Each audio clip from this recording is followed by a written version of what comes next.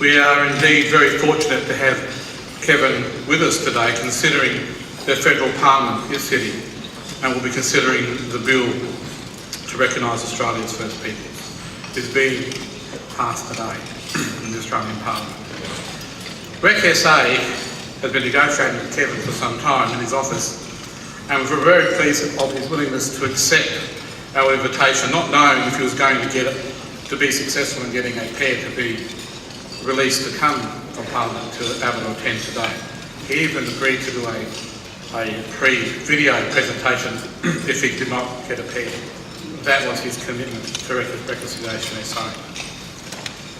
Kevin really needs no introduction to this audience except to say how appropriate that on the 5th anniversary of the apology, we have the author and the deliverer of that outstanding address to our Australian Parliament, and indeed to our nation, on the 30th of February 2008, where he moved the motion of apology in the Australian Parliament on behalf of the government with the support of the opposition.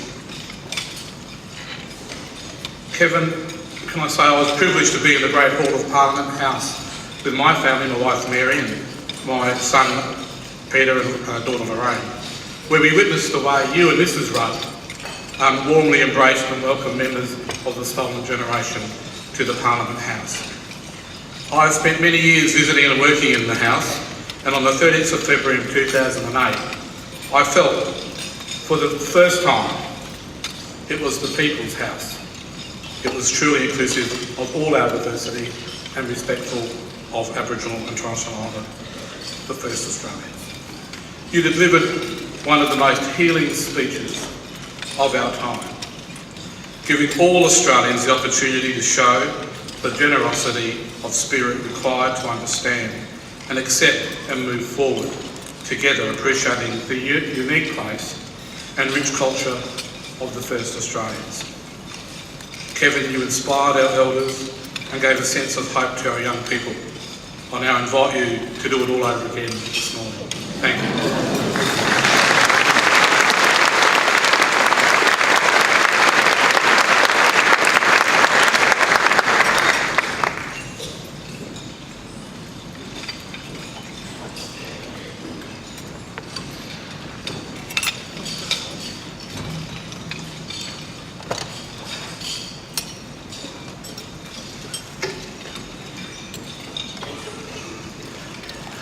Thank you for those very warm South Australian words of welcome. It's good to be back here in this wonderful part of Australia. And I begin by acknowledging the first Australians, on whose lands we meet and whose cultures we celebrate as the oldest continuing cultures in human history. I acknowledge in particular members of the Stolen Generation, and those whose lives have been indelibly affected by the atrocity of that experience. I acknowledge others who are here representing various levels of government.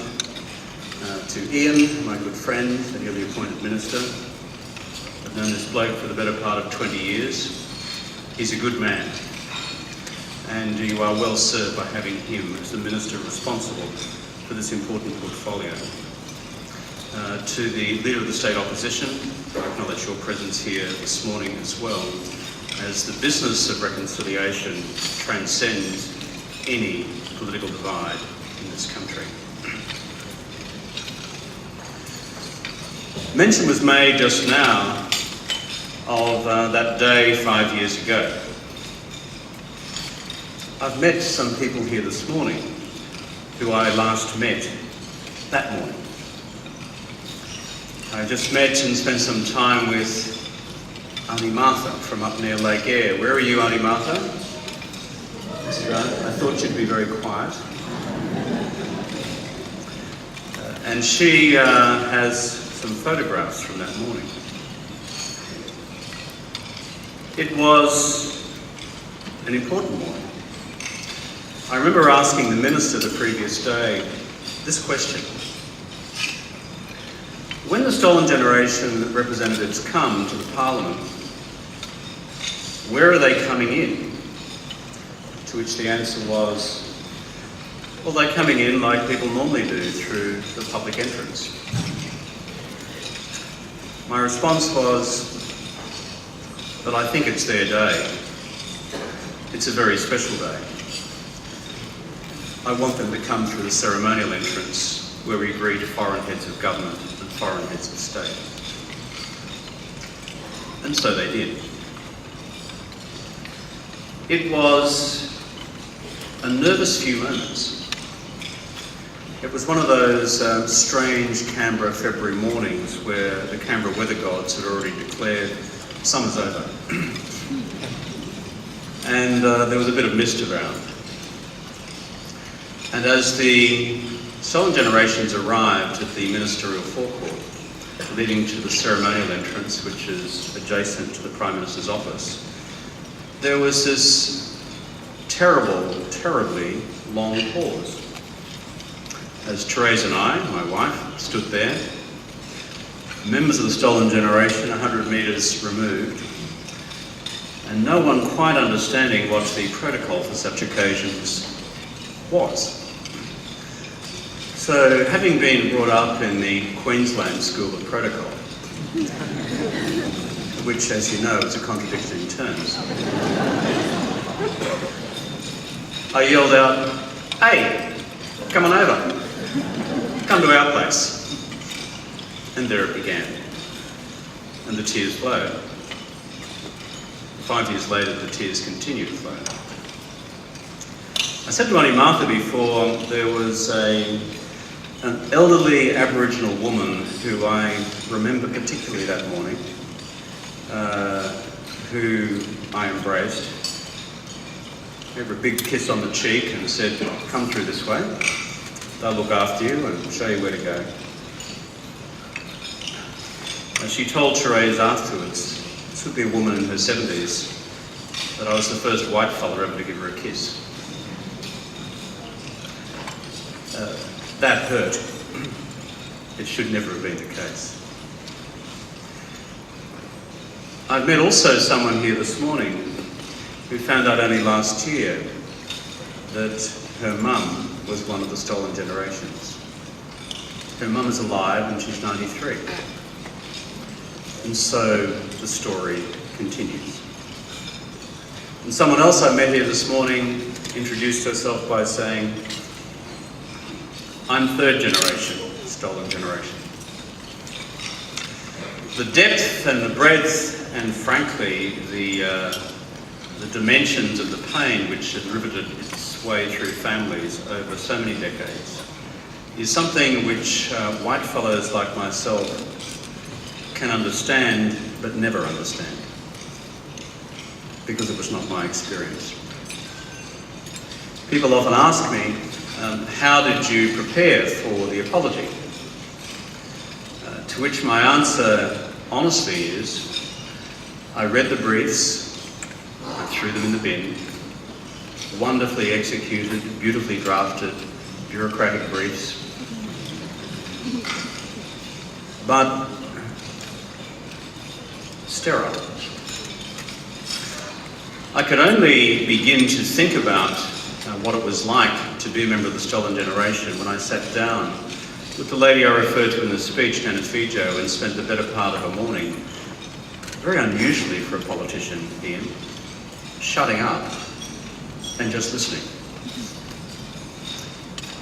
And I just listened to her tell her story with great humour and with great grace. This was only a few days before the apology. Not a word was written by then. And it was only then that I could go back to the Prime Minister's study in the lodge and take out a pen and begin writing. I didn't finish writing until 10 to 9 that morning. The apology began at 9. In fact, after I greeted you, Auntie Martha, I hadn't finished the speech. That was at 8:30 and you held me up. I remember Anthony Albanese, the leader of government business, coming in at 8:45, efficient, effective, first day of the Parliament, looks at me and says, "Okay, mate, off we go." And then he looked at me and he said, God, you haven't finished it yet. I said, well, it's got to be right, mate. It's got to be right. By right, it means not just the words have to be right, but for any apology to be effective, whether it's in your lives as human beings, dealing with other human beings in your family or in your neighbourhood or in your community or around the world, if you're going to reconcile with somebody, the words have to be real. Not made up, not confected.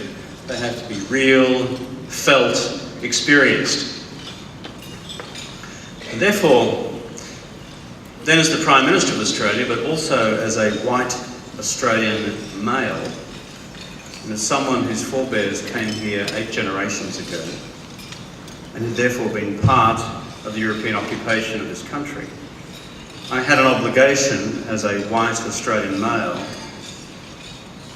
to tender an apology, just as I had a responsibility then as the Prime Minister, and therefore ultimately responsible for the nation's laws, both Commonwealth and State, to also tender an apology.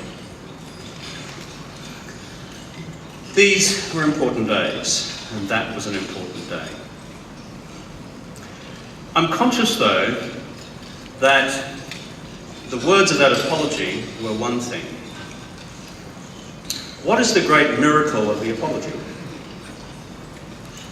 Not that I wrote a speech, not that I stood up and delivered it, and I managed to do so without dissolving in tears. The miracle of the apology was this, that our Aboriginal brothers and sisters accepted it. That's the miracle of the apology.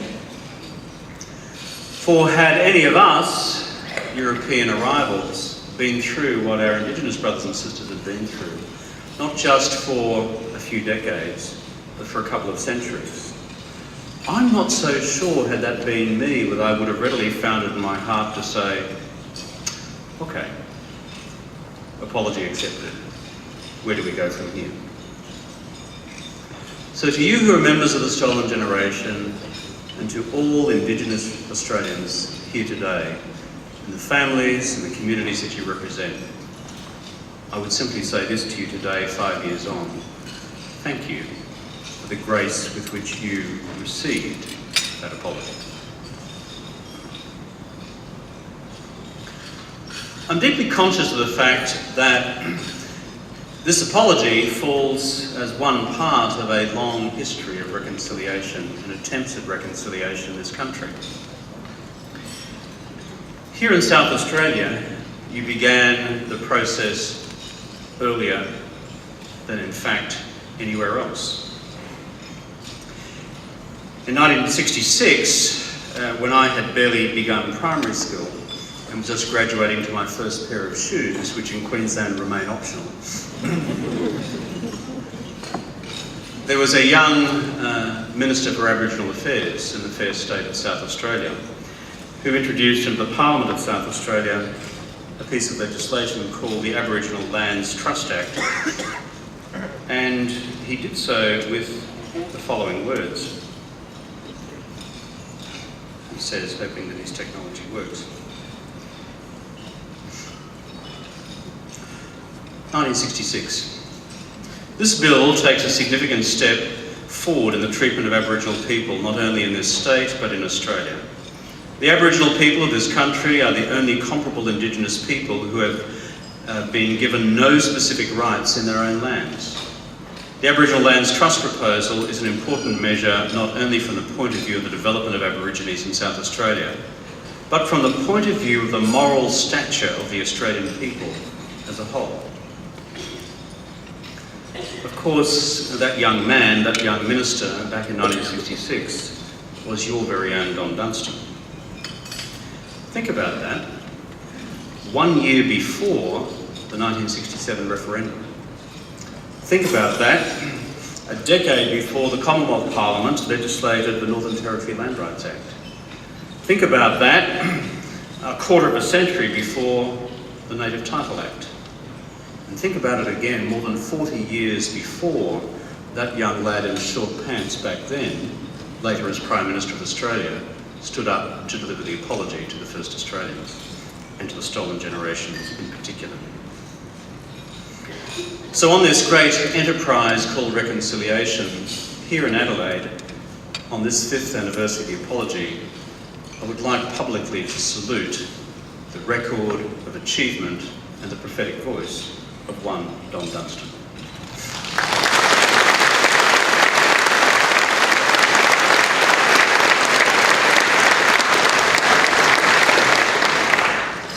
Five years on, it is important to ask ourselves the basic ethical question: what has changed? It's an important question. As I said in the apology itself, unless these words are accompanied by deeds, the apology will be recorded in history as a clashing cymbal and a sounding gong, and nothing more. As I reflect back, therefore, on what has been achieved, a number of things come to mind. Firstly, it was no small thing to finally have all Australians conclude that the time for this apology had come. Governments had prevaricated, some had refused altogether. But the idea and its time had come. I've got to say to you though, as I stood up to deliver the apology, I had no idea how it would be received by other Australians. No idea whatsoever. And coming from the great state otherwise called the People's Republic of Queensland, a state which has almost been as progressive as yours over the decades. That was irony, by the way. I was instinctively expecting a significant, indeed even racist reaction. What is really interesting is, despite the internal debates within the Federal Coalition at that time, and despite what many have criticised as being elements of the content of Brendan Nelson's speech at the time as the then leader of the federal opposition, he did offer bipartisan support. I grabbed his hand in the House of Representatives, much to his surprise, and in a completely unprepared set of actions said, "Okay, mate, we're going off to formally pay our respects to the most senior representatives of the Indigenous community here in the Reps. And we're going to take this gift which they have presented to us, this Coolamon, and you and I together are going to present it to the Speaker of the Parliament." I thought once you had bipartisan support for an apology, it was important to bottle it. And that's what we did. And the miracle of the apology among white Australians was this. I spoke to a family not long ago in Brisbane as they drove back from Canberra that day to Bris Vegas.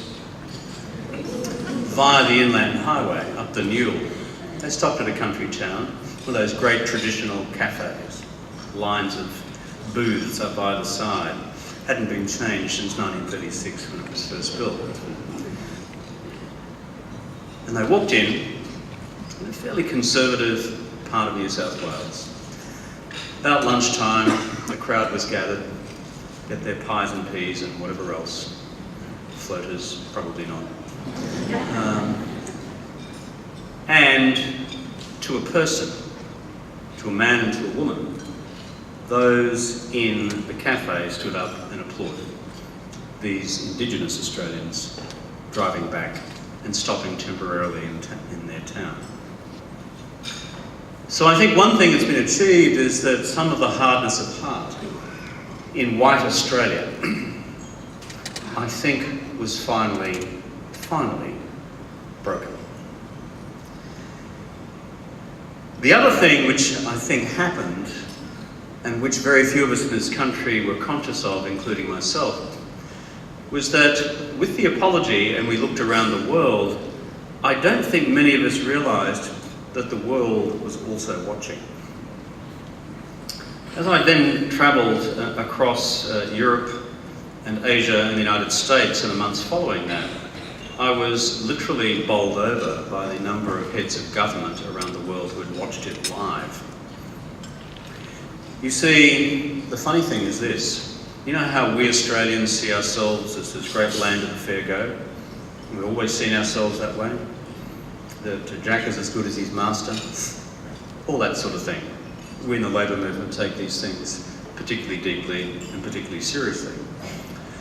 The rest of the world knew that image as well. But in their mind, they had something lurking back there which they could never quite sort out or understand about these fun-loving, freedom-loving, fair-go Australians. Why were Indigenous Australians still, in the 21st century, being treated as second and third class citizens? And it had always remained, I believe, a shadow on this country's global standing. And the world looked and said, good God, these guys have finally woken up. They've finally woken up. That, I think, is a second change which has been achieved. And as we campaigned around the world to become members of the United Nations Security Council in recent years, the apology was brought up time and time and time again across Africa, across Latin America, across Asia, and across Europe. The third thing from the apology is the change in Aboriginal Australia itself. Some have said to me, surely an apology is simply a symbolic and emotional statement.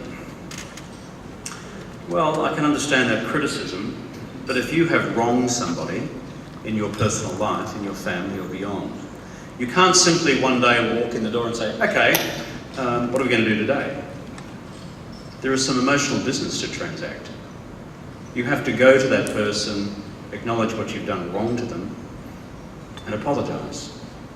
That's not a symbol, that's actually a transaction of something quite profound and deeply emotional, which is part of our lives.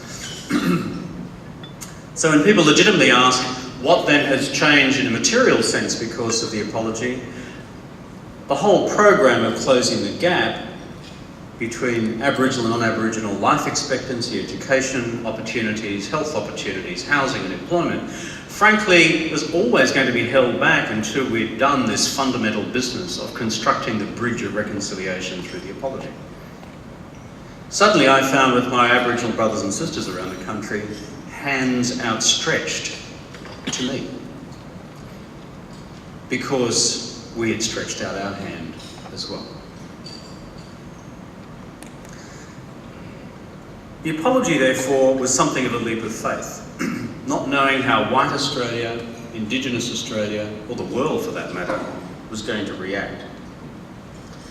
But 5 years on, the core question remains, what about the practical objectives we set for ourselves with closing the gap?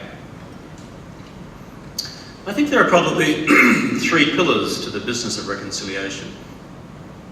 Number one, the emotional business of the apology. And when we say emotional, I emphasise again, it is not therefore by definition trivial. It is fundamental.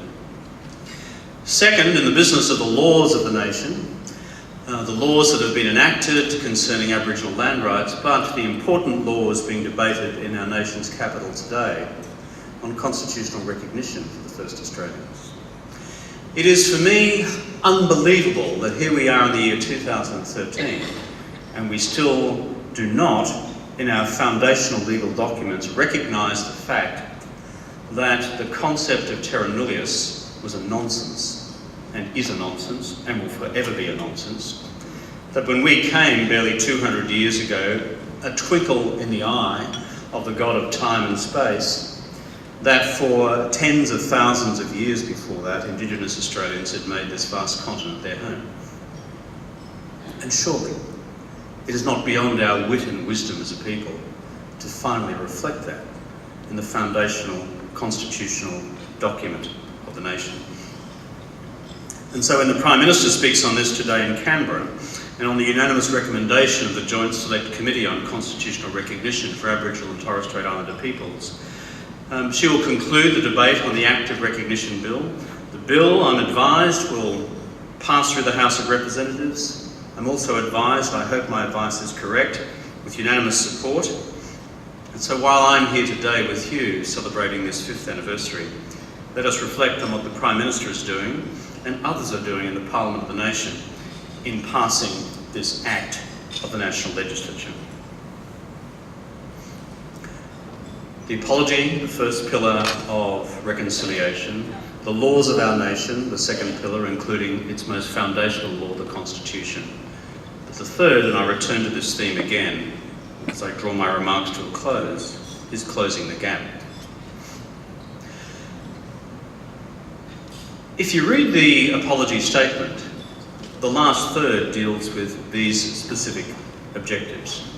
How do we close the gap between Indigenous and non-Indigenous opportunity and outcome in this country? In the key things that matter, in early childhood education, in literacy and numeracy achievements in our schools, in Year 12 equivalent retention rates, in health outcomes for Indigenous children, in infant mortality rates, and in life expectancy longevity. If you read the apology statement, it lays out 6 of these in clear-cut terms with timelines by which they are to be achieved. The other thing I did was commit my successors to an annual Closing the Gap statement to the National Parliament, requiring the Prime Minister of the day to assemble the data and to report on whether these targets have been met or not. To celebrate our successes, but equally importantly, honestly to admit where we are failing, so that we can regroup as a nation, as a community, as a country, Commonwealth and states and local government, and attend to this foundational business of the nation. The good news is that against those targets we have set, we are either meeting or on track to meet 4 or 5 of those 6. One example, early childhood education. In 2008, I said that by 2013, every Indigenous 4-year-old in this country would have access to universal early childhood education in the country. Not just in urban centres, not just in regional centres, but in remote communities as well. This year, we deliver on that target. The others, the picture is improving, but still with a huge distance to travel.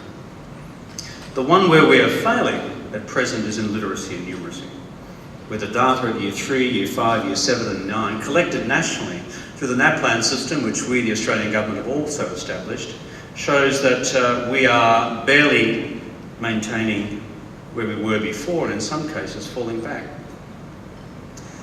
In the spirit of the openness of the apology, we must equally openly recognise where we are failing, regroup and work out what to do next. I spoke about this in some detail at a breakfast like this at State Government House in Sydney last week. Today I want to add one thing to those observations. The future of our nation lies in the education of its people. That is why 3 of those 6 targets concerning closing the gap deal with the education of Indigenous Australians. Getting the littlies when they're little, making sure that kids know how to read and write and to add up and take away. To make sure that they're leaving Year 12 with Year 12 retention rates and university admission levels comparable to any other Australian. And then off to vocational education, training and to university itself. But my message here today in Adelaide is the next frontier for closing the gap is universities. We must as a nation see the same number of Indigenous kids at our universities proportional to their size of the population of Australia in our universities, and at present they are not. Aboriginal Australians represent some 2.5% of our national population. The Indigenous participation in universities is barely at 1.2, 1.3. We're about half of it. We need to make up the difference. And when I talk about making up the difference, I'm talking about adding something in the order of another 10,000 Indigenous students to the nation's universities. Why is this important? You know as well as I know that futures are made often, but not always, through leadership delivered by the skills and the love of learning and the ability to think and the ability to lead, driven through the experiences of the universities of our nation. I'm a kid who's the product of the Whitlam Revolution. Neither of my parents ever got much past primary school. Really. rural Queensland, rural Australia. Whitlam made it possible for the likes of me to go to university. But a couple of generations after Gough, let me tell you, our ambition must be for Aboriginal Australians and Torres Strait Islander Australians to be in our universities in equal numbers. For it not to be something exotic, but to be something mainstream. So my humble suggestion today, as the bloke who authored the first 6 of these Closing the Gap targets, is that we should think now about adding a 7th. And that is a Closing the Gap target which says that we as Australians will achieve the same representation in our universities for Aboriginal Australians. That is the case now for non-Aboriginal Australians.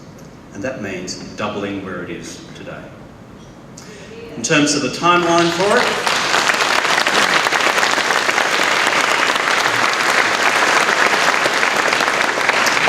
some have said the timeline to do that may be as long as 2030. I find that excessively pessimistic, though it is in an expert report delivered to the federal government last year. I think we should be able to bring it forward, but more importantly, bring this responsibility into our universities, into the Vice-Chancellors, and part of their compact with the Commonwealth Government at the time. If we set ourselves these targets, if we are committed to their realisation, guess what, folks? We as a nation are smart enough to get there.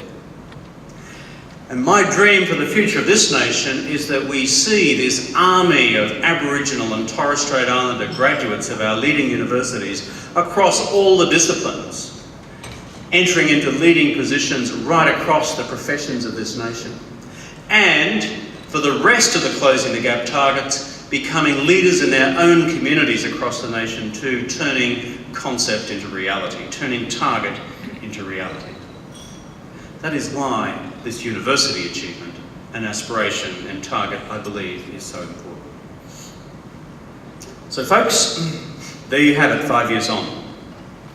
An apology, the laws of the nation, closing the gap in education and in our universities. This is the stuff, I believe, of what reconciliation and its long-term journey is about. We, as a nation, have in our soul some very good spirits. We are a nation committed to values of freedom, of fair go, of creativity, of enterprise, and of inclusion. That's who we are as Australians. And we will be marked in the pages of history about whether we can close this chapter successfully or not, the reconciliation of all Australians, including our first Australians. I thank you.